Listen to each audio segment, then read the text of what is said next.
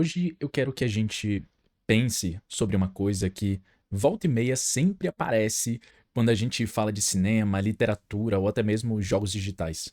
É uma pergunta que, enfim, eu recebo muito como professor e também me faço como professor, que é a seguinte: a ficção precisa ser fiel à história?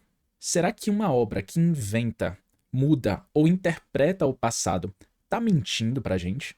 Ou será que a questão talvez seja um tanto quanto mais profunda do que isso? É sobre esse assunto que a gente vai conversar agora. Olá, eu me chamo Isolago, eu sou professor de História, mestre em Educação, e a gente, como historiador, acaba ouvindo muito a pergunta: Ah, professor, mas esse filme é historicamente fiel? Mas isso que tá mostrando aconteceu de verdade? Enfim, essa é uma dúvida que sempre aparece, sempre inclusive quando a gente fala de algum filme, como por exemplo a Revolta dos Malês, que a gente já comentou aqui no canal, ou algum jogo, por exemplo, os jogos da franquia Assassin's Creed. Ah, mas o que aconteceu no Assassin's Creed aconteceu de verdade? Ou, por exemplo, agora que o agente secreto tá aí, ele acontece, né, na ditadura militar. Então, professor, é verdade que aquilo que tá mostrando no filme aconteceu de verdade?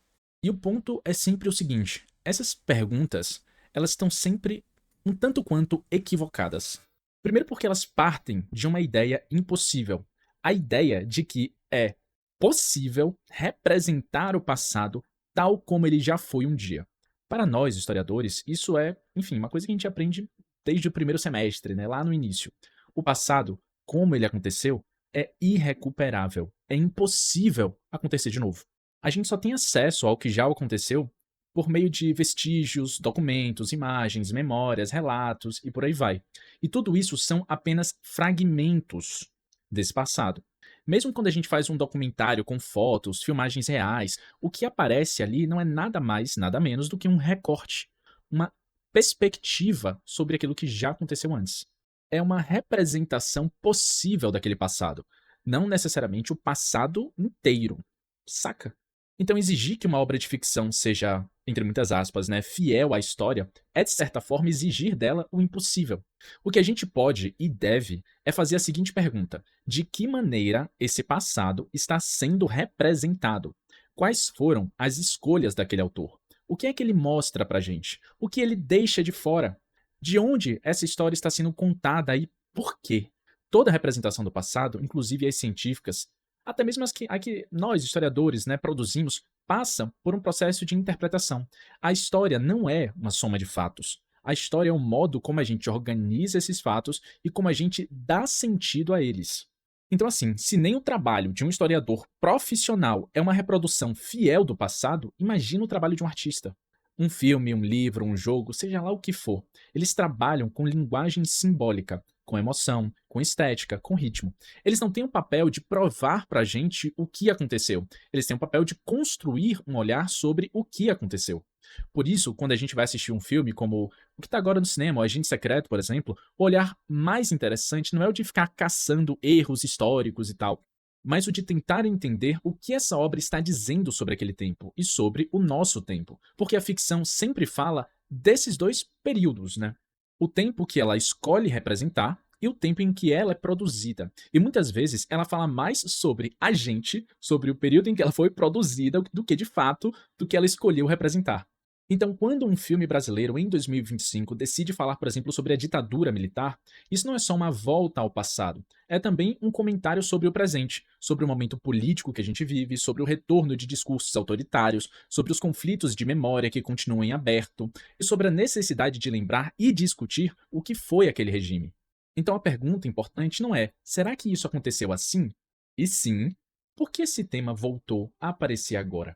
Por exemplo, por que a gente não está vendo um filme sobre a independência do Brasil? Porque esse tema não está, não há necessidade de evocar esse tema agora. Esse tema voltou a aparecer em uma obra de arte quando, por exemplo, Pedro Américo pintou o quadro do Grito de Ipiranga a mando de Dom Pedro I. Mas por que ele fez aquilo? Foi porque naquele momento histórico havia necessidade de refletir sobre a importância da família real para a independência do Brasil, no contexto em que, pouco tempo depois, ela receberia o golpe de proclamação da República Brasileira. Então percebe como o passado ele muitas vezes pode ser acionado de forma política e muitas vezes ele fala mais sobre o presente do que sobre o passado que ele está representando? Desculpe ser repetitivo, mas é porque eu quero que isso fique bem claro na proposta desse vídeo aqui. Quer dizer, assim, que a gente seja capaz de pensar por que esse filme existe nesse momento histórico. O que é que ele quer discutir com a gente? Entende? E acima de tudo, qual a pergunta, professor, que você faz assim que é talvez a mais interessante da gente fazer é, a pergunta é a seguinte: o que ou qual é o tipo de narrativa que o filme ou a obra propõe? A ficção de temática histórica, ela não tem a obrigação de reconstruir os fatos, mas ainda assim ela tem certas responsabilidades. Principalmente quando ela lida com memórias sensíveis, com experiências de dor, de luta, luto também e de trauma. Não se trata de não poder inventar, mas de saber o que significa inventar dentro de uma história real. Porque toda a escolha, estética principalmente, o enquadramento, o foco, o personagem principal, o tom, tudo isso revela uma posição diante da história. Por exemplo, se eu vou representar a ditadura só pela ótica de um herói individual, eu já estou dizendo uma coisa: eu estou apagando a dimensão coletiva, eu estou tirando o peso político do acontecimento, eu estou transformando em uma experiência social em uma aventura pessoal. Agora, se eu mostro a multiplicidade de vozes, as formas de repressão, mas também de solidariedade, aí eu construo outra narrativa completamente diferente. Eu construo uma outra leitura e um outro tipo de verdade. E aí que tá todo o ponto. Quando alguém pergunta, ah, professor, mas isso aconteceu de verdade? Talvez a resposta mais interessante seja, olha, isso importa muito menos do que a história, do que o que essa história faz você pensar. E claro, assim, eu também não posso esquecer de falar, né? Existem limites éticos. Uma obra que distorce deliberadamente a memória de vítimas, que reforça estereótipos racistas, misóginos, homofóbicos ou que apaga as vozes subalternas, ela não está só inventando, ela está reproduzindo violência simbólica. Por isso não se trata de liberar tudo em nome da arte, mas de entender que a liberdade criativa vem junto com uma responsabilidade interpretativa. Então, para quem vai assistir algum filme de temática histórica, vá ali com uma postura de leitor crítico mesmo, daquilo que você está consumindo, né? Quando você estiver lá, se pergunte: quais as imagens do passado estão sendo acionadas aqui? Quais são as vozes que aparecem? Quais são as que ficam de fora? O que esse filme me faz sentir e por que me faz sentir? E que paralelos ele sugere com o tempo presente? Essas perguntas transformam o ato de assistir em um ato de pensar. Elas te tiram dessa posição passiva e te tornam em um agente ativo na construção e na autoria daquela obra. Faz da ficção um exercício de reflexão histórica. E é isso que torna a ficção um instrumento tão parceiro da história e não inimigo, porque a ficção ela pode tensionar as narrativas dominantes, questionar certezas, imaginar outras possibilidades que muitas vezes a história tradicional ou a escrita da história tradicional não consegue.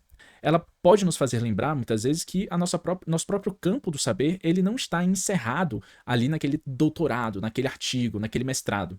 Então a pergunta se a ficção ela tem a obrigação de ser historicamente fiel, assim, eu não vou dizer que sim ou que não. Eu vou te dizer que não tem uma resposta simples para dar. A ficção tem sim um compromisso com o sentido que você dá ao processo histórico que você está representando, mas não tem uma obrigação com o fato como ele ocorreu, entende? Ela tem uma obrigação não com o que aconteceu, mas com o que ela faz com o que aconteceu. Se a ficção, se aquela obra ela provoca uma reflexão, se ela nos ajuda a compreender melhor a experiência humana, então, na minha opinião, ela cumpre um papel histórico muito bem, mesmo sendo uma ficção. Então, assim, quando você for assistir ao filme O Agente Secreto ou Revolta dos Malês, tenta ir com esse olhar. Não vá para ver se os uniformes são iguais, ou se os nomes são reais, ou se o que aconteceu foi exatamente daquela forma. Porque isso é besteira, tá? Mas vá para entender por que essa história foi contada desse modo. Por que agora? E o que é que ela revela sobre nós? Porque no fim das contas, toda obra de ficção de temática histórica é menos uma janela para o passado e mais um espelho para o presente. E é a partir desse espelho que a gente pode, aí sim, fazer história. Se você gostou desse vídeo, por favor, curte, comenta, compartilha e me diz se você assistiu ao filme Agente Secreto e diz pra mim a sua opinião. Eu quero muito saber. Em breve eu vou lançar o meu comentário sobre esse filme também. Um abraço e tchau.